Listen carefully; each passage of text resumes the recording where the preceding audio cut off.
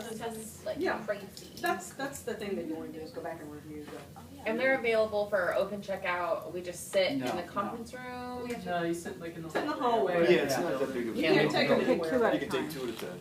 You have to sign them out, sign them back in, Yeah, we'll be good. and give We're some going blood Friday. oil on it. Friday Are we allowed after to class. write anything down from them, or we just have to look at them? You can take notes. I took You can notes. take notes. I really don't want you to copy the questions and all that. Okay, but we can take notes. I just went through and like wrote the ones I got wrong. Right. Yeah, Yeah. go, That's the go most back, important. Yeah, go back and look at what you got wrong. And, yeah.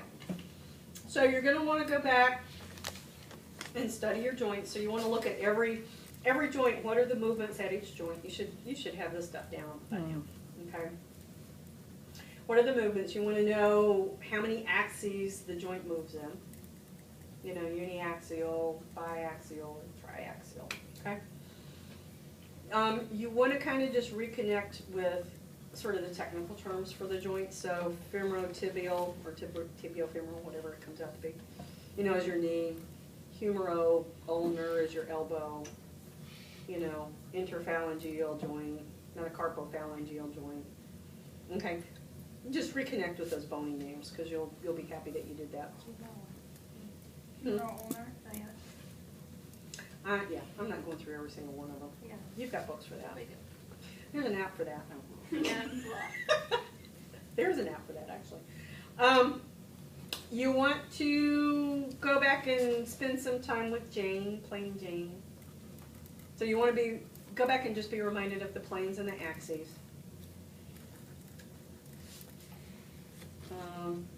You want to go back to neuro and just be reminded of the difference between myelinated and unmyelinated tissue and which one's gray and which one's white and which direction the sensory, you know, which direction sensory flows, which direction motor flows.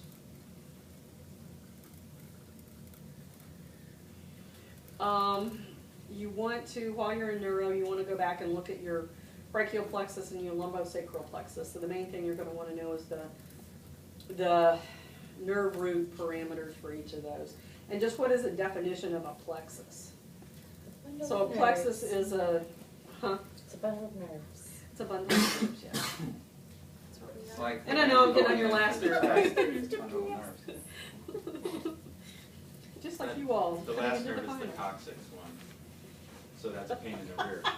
There you go, I like it. Oh, I like it. It's so cute.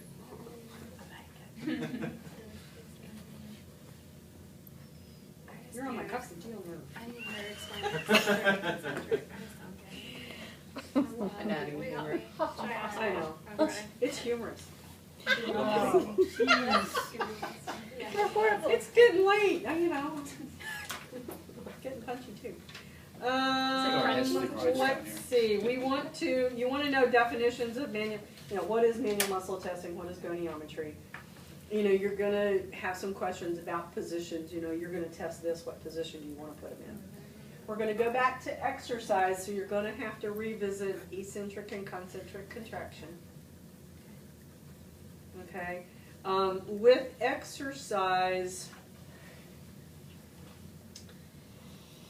you want to really cue into the differences between stretching and strengthening. Okay. So if I want to increase range of motion, I'm going to stretch. If I want to increase range of motion into flexion, I want to push farther into flexion.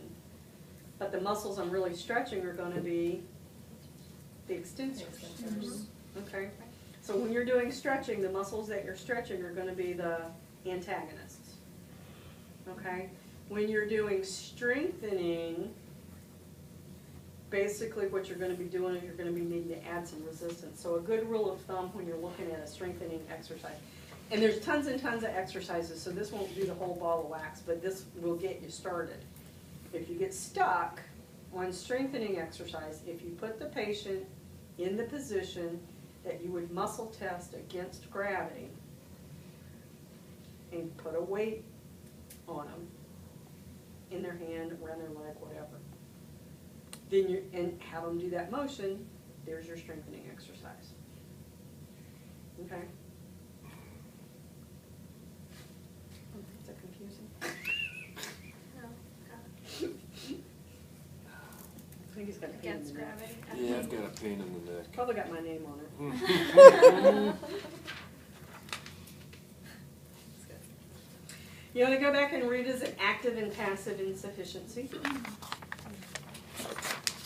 So passive insufficiency is about stretching.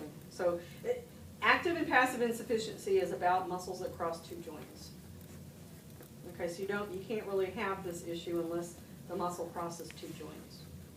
So active insufficiency is about muscle contraction. So you can completely contract at one end, but you can't contract anymore to get any more movement at the other joint. Passive insufficiency is all about stretching.